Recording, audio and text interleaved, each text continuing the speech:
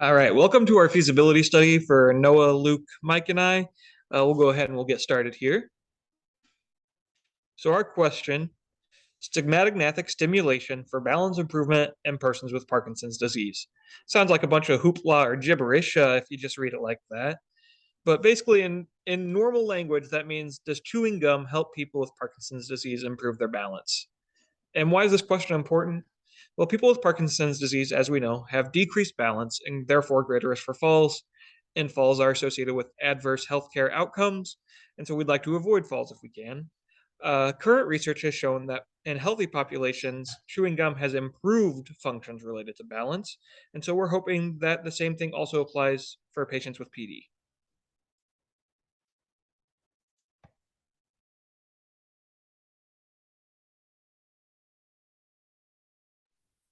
So the main objective of our feasibility study was mostly to just determine how long it was going to take to run our participants through all the tests and measures that we're going to do. So most of the tests and measures that we'll be doing will involve gait and balance and some other kind of functional activities along that same line. And so yeah, we just wanted to see how long it was going to take to run a participant through all those tests, as well as it's good for us to understand and have practice at running patients through the tests that we're going to do, because we don't want the first time that we run through the test to be with an actual participant in our study. So this was kind of, it was like a practice run basically of all the tests that we're doing.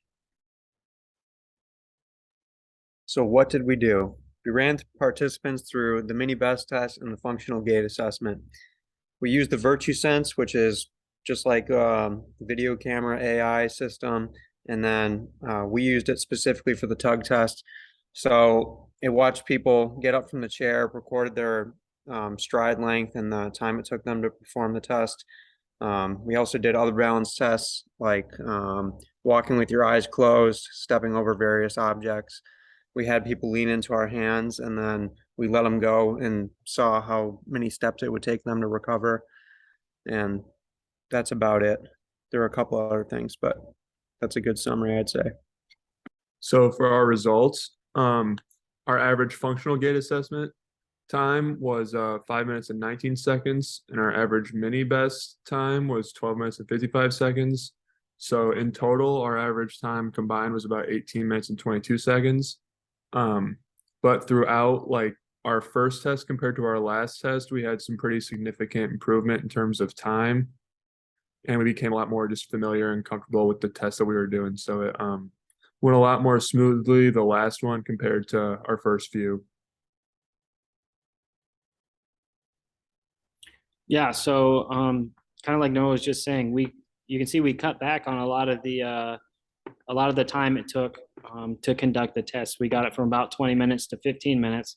And the way our research is going to be carried out is we're going to have a participant, we're going to run them through all the tests while they're chewing gum. We'll have them spit out the gum, wait 15 minutes or so, and then run through the test again.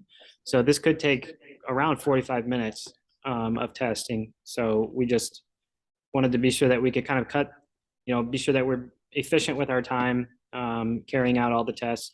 And then, yeah, kind of like I said earlier, now that we've had practice with the tests, also we won't be, stuttering or trying to read directions off of a piece of paper as we're giving instructions to the patient.